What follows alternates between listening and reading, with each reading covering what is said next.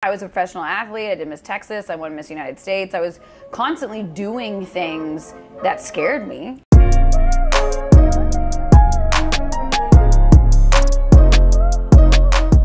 Hey, this is Deb, and this is Happy Hour with Deb. And today, man, check out this freaking beauty. Whit's in the house. Thank you so much. Thanks for coming. Oh my God, thanks for having me. It is like an honor to meet you. Right back at you. I mean, good God.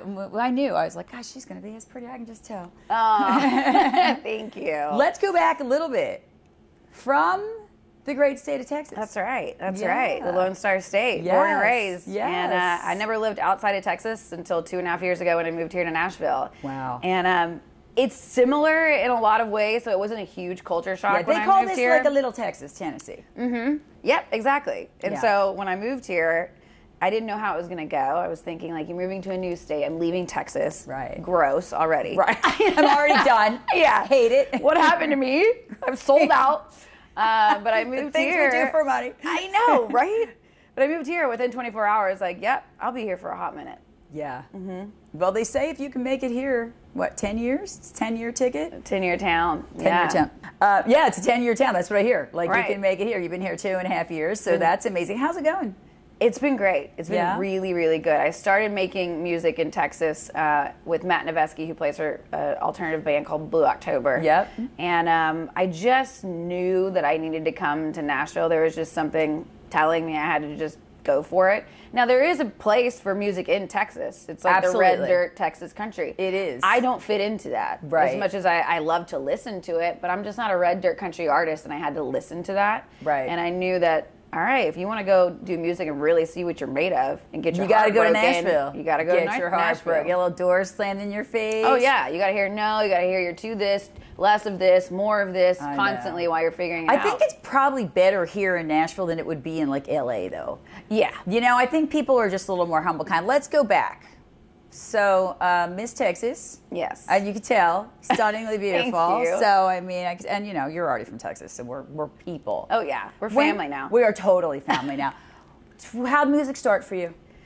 I do not have the same story as everyone else, which was actually quite challenging for me as I like dove more into this, because I didn't start when I was 5. I didn't start when I was 10 or 15 or even 20 for that matter. I was absolutely terrified to sing. It's my biggest fear. It's still something I have to deal with today. Because you were an athlete and... Yeah, I was a professional athlete. I did Miss Texas. I won Miss United States. I was constantly doing things that scared me and put me in the ring, like literally fought other people in MMA and went to full fight camp. Crazy. But there was this fear inside of me that if I sang, my body would just like close up. I could not do it. And I was told when I was 10 years old from someone super close to me that I couldn't sing. Wow. So I internalized it, you know, and I believed it. But you loved it. I loved it. I would put on so many different shows for my parents, like force them to listen to the same song over and over and over again and have them tell me which one they liked like crazy the most. Patsy Cline, little like crazy Patsy Cline. I would do the Star Spangled Banner all the time. That's so big. Things like that. And then just one day I, heard that and it completely crushed my spirit for singing.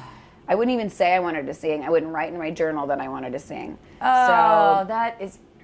It sucked. It sucked. Honestly. That's tragedy. That's trauma stored in there, Yeah. And so I did all of these other things to try to scratch that itch of singing or ignore the fact that I wanted to sing by competing in sports and doing Miss Texas and Miss United States and then fighting and then hosting a podcast and like, if I just reached this one accomplishment or this one thing, I would forget that I wanted to sing. Oh, no, I'm so sorry. Girl, that did not work. It doesn't work. We cannot pour from an empty cup, sister. You can't. I'm a therapist. We cannot pour from an empty cup. You can't. No, and no matter how fast you run, you can't run from it. You cannot. Yeah.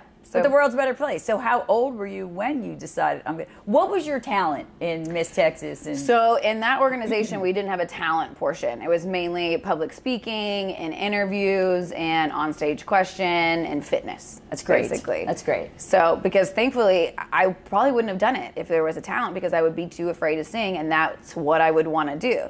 So I would have been like, nope, sorry, I can't do it. Can't do it. Oh, it's so terrible to have one person could just change the trajectory of your life. So when did you start? God, in my 20s, like mid 20s. Now during that time, I would say like my late teens, I started exploring more of it and writing in my journal that I really wanted to be a singer, and like started to like kind of creep into it under a mattress, secured by a bubble. No one look at that. Do not. Your hands will burn. My biggest secret is I want to sing. I want to be a singer. God, I'm a psycho. But you know how many people are resonating with this right now? They're like, God, I feel her. Well, we all have it, whether it's singing or public speaking, or you want to start a business, or you want to have a family, like whatever it is, we all have that one thing that we want to do that maybe we've actually done it, but so many of us come up with reasons as to why we can't. Right. And we talk ourselves out of our own dreams. We absolutely do. So terrible, right. Instead of talking ourselves into it. Right. Which is now what I'm doing. Right. You know? Yeah, great. Because fear is it's just an emotion.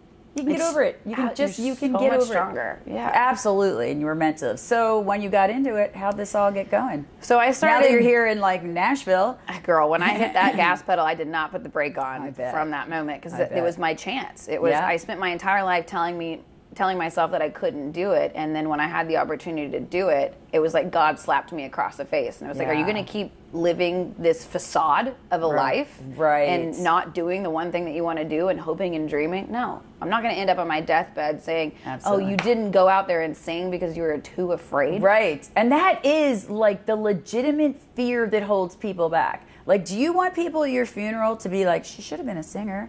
Yeah. No. If only she tried. If she was only afraid because some jackass when she was 10 told her. Crazy. Yeah.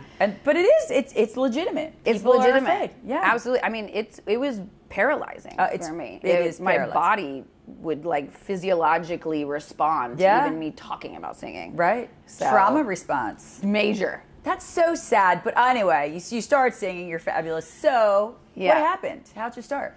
I went through a really bad breakup. It was like the biggest breakup. I was engaged at the time, and I was like, okay, who am I? And who am I without this person? And I now get to reinvent myself.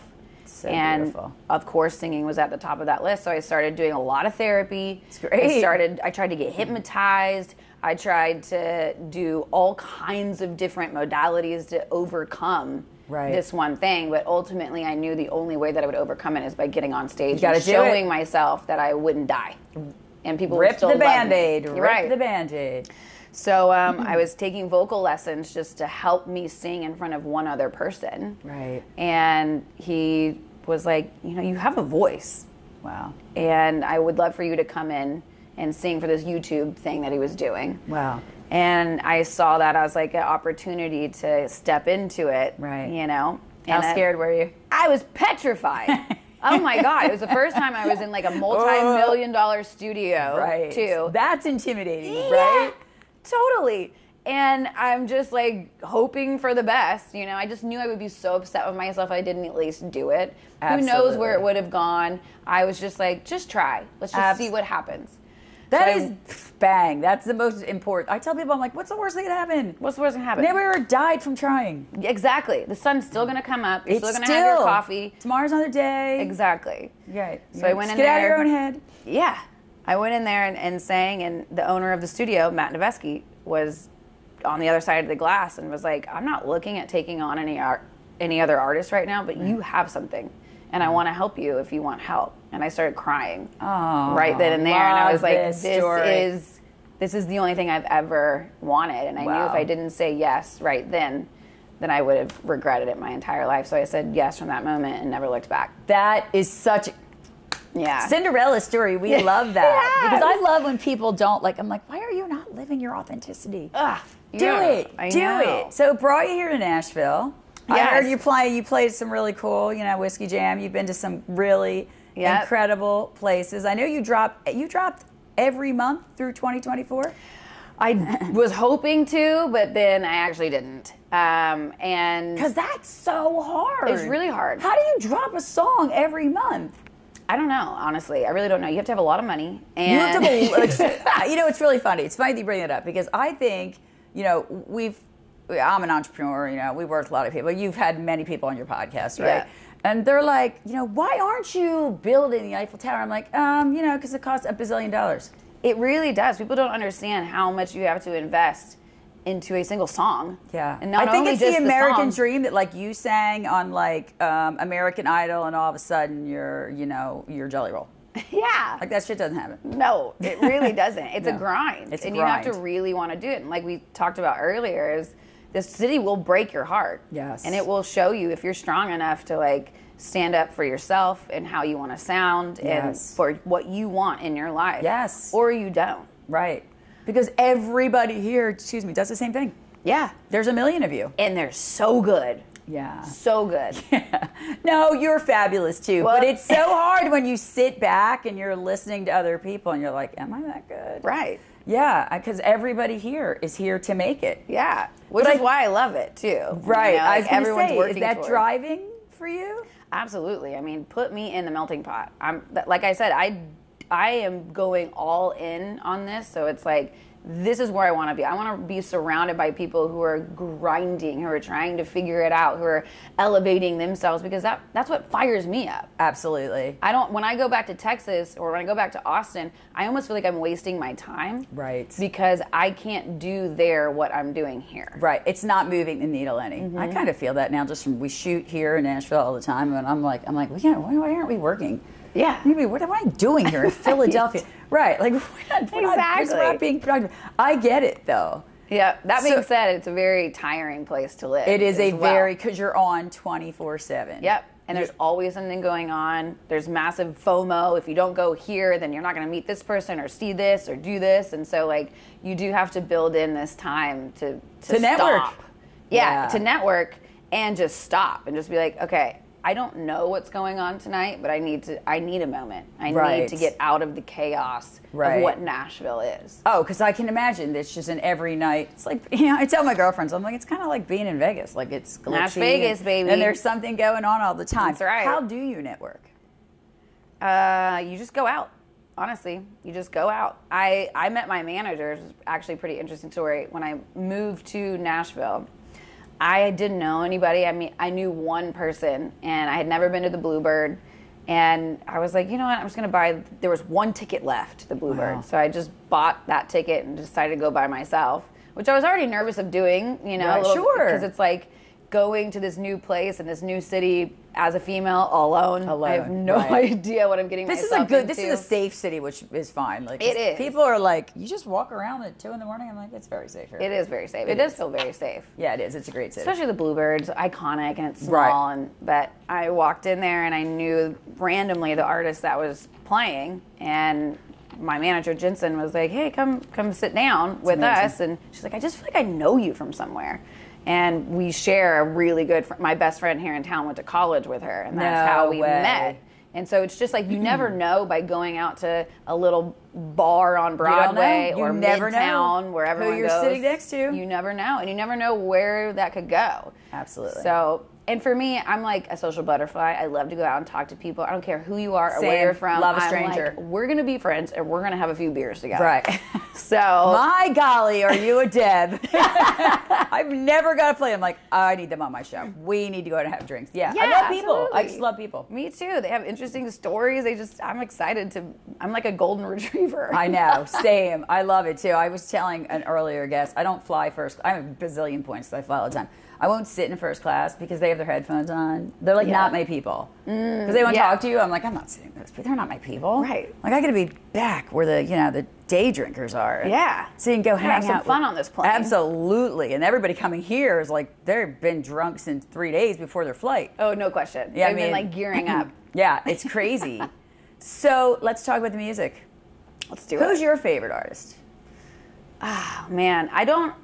I'm not good at the favorite of things because I like so many different things. Right. And it changes from time to time. I'm trying to think. I mean, I grew up listening to Miranda Lambert, so I loved her. Grew up listening to Gretchen Wilson, absolutely love her. Right. Susan Tedeschi, I could die for. Right. So it's just, I think there's just like this strong female presence that I love, and the people that push the boundaries and who have heard no and say, watch me.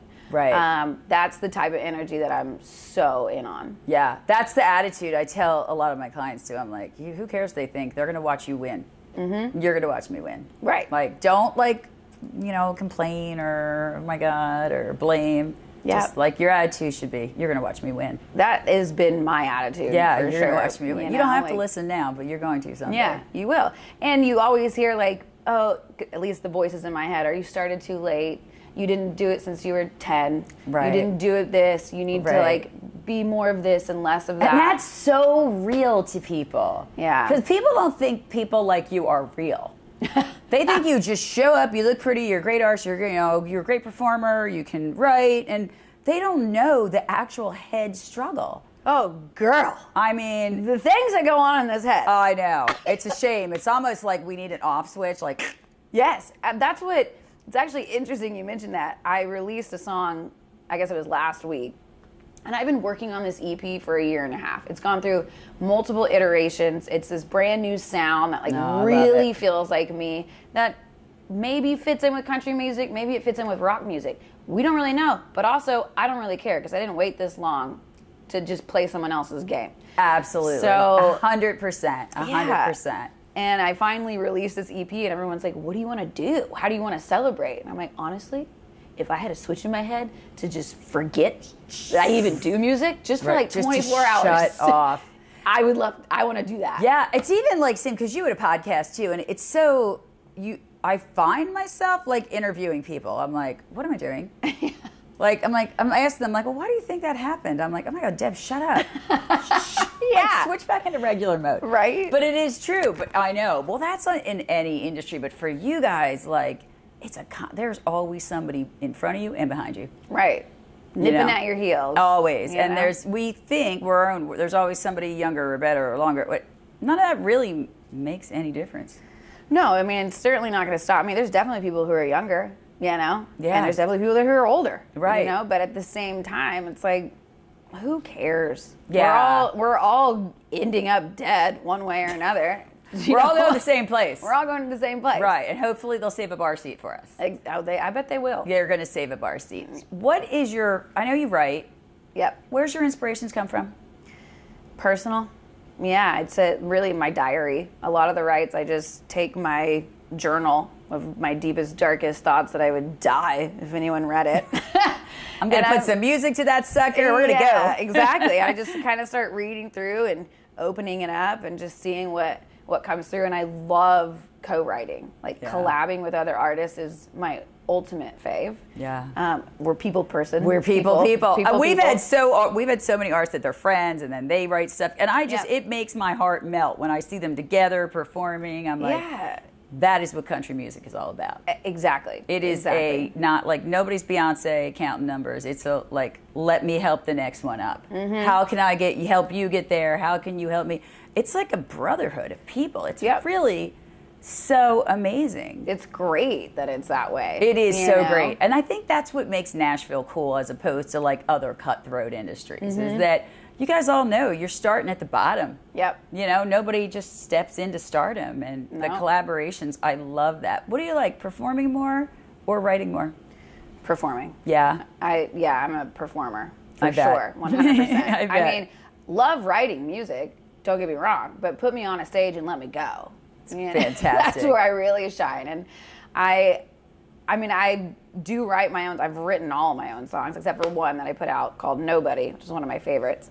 But I'm happy to cut other people's songs. Yeah. And I feel like there is a little bit, people are starting to open up more to that because when I moved here, it was basically like if you don't write your own song, you don't record it. Right. And I just never quite understood that. I'm like, I know that there are people out there who are better at writing songs than me. I know that. Well, some of the biggest artists are performing other people's. Most of the time, I mean, Luke Bryan just put out a record, and I was just curious to see how many songs he wrote on that. I think it was like 3. Right. Out of the entire record. I had the privilege of meeting him last year at Crash My Playa. Oh my God, he's so great. He's so great. He's the nicest person ever. He is, like, so humble. Like, you just think automatic. I think that's another thing about country music. Like, they're approachable.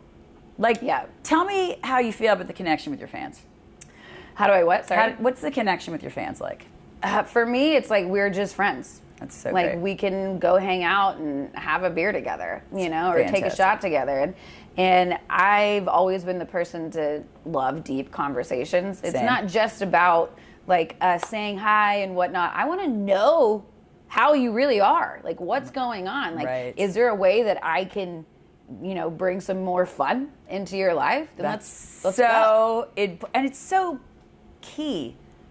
You know, I would think in your space, if you start to lose that touch with the fan base, because people, I mean, they listen to your songs in celebration and sadness.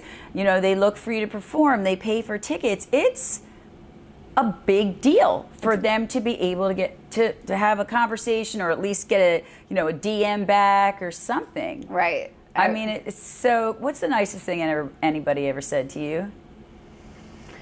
Oh man, I mean, I think really one of the reasons why I'm on this planet is to inspire and to give permission to people to do whatever it is the hell they want to do. Beautiful. Without judgment. And so when I hear people that have been inspired to go do something that scares them, that's what I'm doing. That's the whole reason why I'm doing this. And if they can see me stepping into my fears constantly over and over and over again, even though I'm scared out of my mind, and it inspires them and gives them permission to do it, then I'm winning. I tell people all the time, I'm like, if I can do it, you can do it. Absolutely. I mean, trust me, I didn't, you know, I was not born with a gift for gab or, you know, marketing, but if I can do it, you can do it. It's just about like being a beginner. And not being too afraid to be a beginner, because you are going to mess up and you might embarrass yourself. Right. You learn from it. You live, you learn, you pick yourself back up. And it's probably like for you, when you started, you could probably go back to your first podcast and be like, oh my God. First of all, I was like, shit, she needs to lose 15 pounds. Who the hell is that chick? I don't like what I'm saying. I don't like the way I look. Why did I ask that dumb question? Like, you just start to analyze it, but now here you are, however many shows down the road. Yeah. Well, because now growth. It's like a rhythm, you know? Yeah. Now you're like, you know, when people reach us and say they're, you know, when we show them, like, wow, this is great. Yeah. Like, because you do want to learn more about people and hear about their lives. And do you get stage fright? Oh, hell yeah.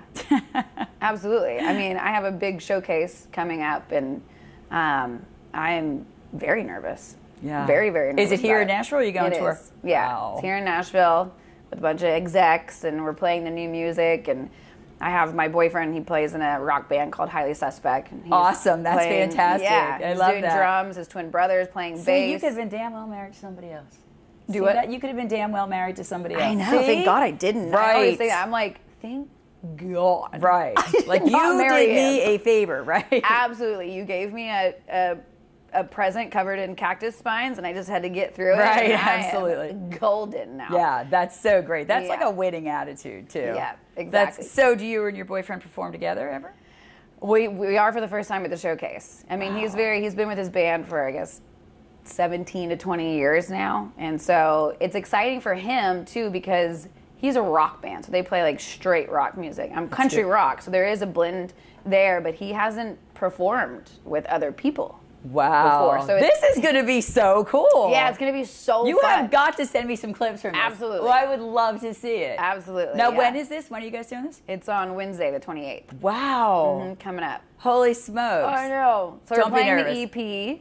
Nice. Which is great. But then we have another song coming out September 6th. Called And would that be Diamond Country? No, Diamond Country was my first single that I ever released. Okay. Yeah. And how'd that go? It was awesome. It was fun. I did a big music video for that. And we did that in Texas.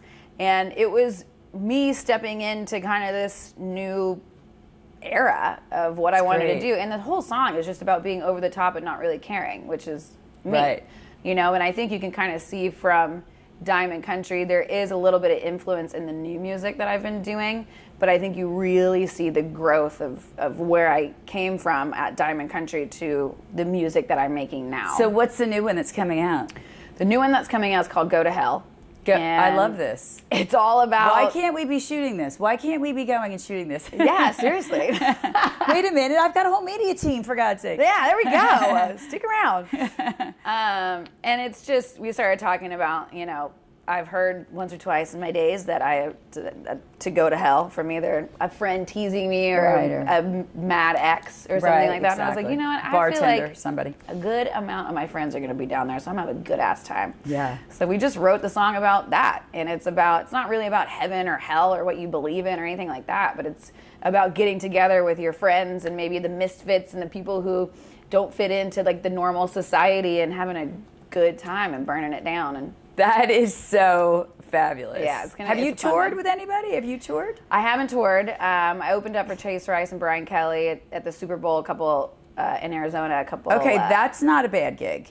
It was great. It was a big private party out there. I bet. And, I bet. What was that like? So fun. It was I can only beautiful imagine. Rooftop during the Super Bowls. There's just tons of events and tons of people. The energy is just crazy. Energy is so much fun. Yeah, it was a really good time. I can only imagine. Yeah. Are there plans to tour with anybody, or you start something? Yeah, absolutely. I've been focusing on getting this music out because it's just been so hard for me to like really get this out and find my sound and be okay with changing it. Right. Because I had the music done and it was ready to be released, and I couldn't put the WHIT 100% stamp on it. Right. So I stripped it back and started over pretty much. Wow. And then That's finally. so hard because it's so time consuming. I was supposed to release this EP in January, and I'm coming around to releasing it now. It's August, like fine September. wine. It's got to be time. Mm-hmm. I love that. Mm-hmm. Oh my gosh. And now we're in the studio right from here. I'm going straight to the studio, and we're recording all new music. That is so incredible. Mm-hmm. That is so incredible. All right, one more question. Will you come back? Keep us updated? Heck yeah. Yeah, we are so excited for you. This has been one of the coolest, right? Tell the listeners where they can find you. Oh, you can find me on all of the social media platforms. Instagram, TikTok, it's all under WHIT in Love, the letter N, Love. I love that. What started that? I always went by WHIT my entire life, and Whitney is one of my favorite names, by the way. It really is. I think it's just like classy and elegant, but it's also like, listen, I got a bit of an edge. Yeah, we got a little spice. I love But, we can sit down and wear a crown and do the pageant thing, too. Exactly. Like, where are we at today? I really want a picture of a pageant picture. Oh, y'all should look up Whitney Miller, Miss United States. Oh, don't worry. We're going to do an intro where we're going to have some on there. You will not recognize me. I have the long blonde pageant hair. I'm big hair in Texas. Patty, yes. Right. I mean, we love big hair in Texas, Oh, too. yeah, we do. And it's like the pageant capital of the world down there. So it's just like the dresses truly, and the rhinestones. Because I live like right outside of Dallas. Oh, you're right in the mix. Bougie. Like, it's so fun. Like, nobody just runs to like HEB in like sweatpants with no makeup and a baseball hat. Oh yeah. And I'm like, who gets dressed to go to the freaking HEB? Not me. But it's just so funny because it's like, I even go to my niece's like basketball games. Everyone's in their like little Louis Vuitton and their little Tory Burches. I'm like, nobody curses. I'm like, you gotta curse. Yeah. I don't think I would fit too well there. It's definitely a little. And they're like, honey, you're not from here, are you? I'm from the South. Right. Exactly. It's really funny because then you go to Philadelphia. If you don't curse in Philadelphia, you're going to die. It's a survival skill. See, this is what's so interesting. That's the difference between like Texans, like living in the South, and then Northerners. My boyfriend's from Cape Cod. And so there's like this Boston... Yeah. Like Boston and Philly are very similar cities. Yeah, very I'm like, similar what cities. did that man just say to you? I know, it's crazy. Like, it's fine. It's like it's a term of endearment. It is. Where I'm from. No, it's like nothing. Like, I swear to God, people like, I have to turn when I get back to Texas. I got to dial down the cursing, like, and make a conscious effort to be like, Deb, shut up. Yeah, because you're just. It is a term of endearment, and it is a survival skill. That's because they're angry because it's freaking cold. Yeah, people should not live in cold ass weather. I agree with that. I do not do well in the cold. I don't do well, and that's hence the reason 2 houses. Oh, smart. There's no way. Snow, I don't care if I never see snow again the rest of my life. Yeah. I like snow every once in a while, like a little hint of it. And then I'm like, okay, I'm done here. Okay, get rid of it. I got to move my car. Bye. Can it be 75 or 85? That's much better. Right. When am I get to wear a tank top again? Yeah, it is. That's hence the reason the 2 houses. Philly's a cool city, though. You'll have to come out and visit me. Yeah, I would love to. It's a cool place. I love a good Philly cheesesteak. I try to order Uber Eats them around here, and they're just not as good. There's one place. I'll get back to you. There's one place here. One of the guys on our show, Holden Barter, he's from the same city outside of Philly that I'm from, and he found a place that does an amazing cheesesteak. So I'll text it to you. Please, let's go together. And let's go now. Perfect. Trev, you hungry, honey? Yeah. So there is apparently one good place. Okay, next time in town, we'll go out and get cheesesteak and a shot together. Heck yeah. So it was just like, it's an honor. You're the best. I wish you. I know you were going to do huge things. We're going to give it hell, that's for sure. You are totally going to give it hell. We absolutely are so proud and so honored to have you. And we can't wait to hear more about this. Yeah, thank you so much. Thank you so much for coming. Yeah, we appreciate it. Thanks.